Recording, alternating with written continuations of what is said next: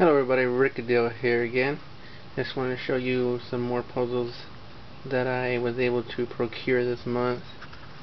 I got a couple of small one-handed 3x3s, 3x3 Edison cube, 4x4 Denyen, some other brands of 3x3.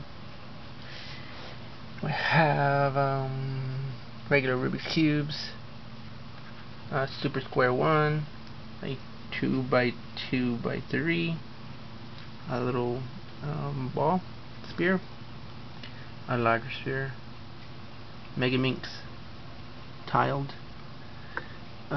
These two are called the Pura cubes.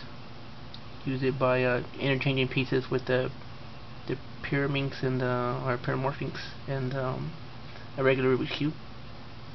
There's another Pyramorphinx. There is a Whippet, a Scrabble 3x3. It's stickered. Slide puzzle Coca-cola can. Finally got one of those. And a nearly, almost, perhaps impossible puzzle. And then I played with it. And that's kind of interesting.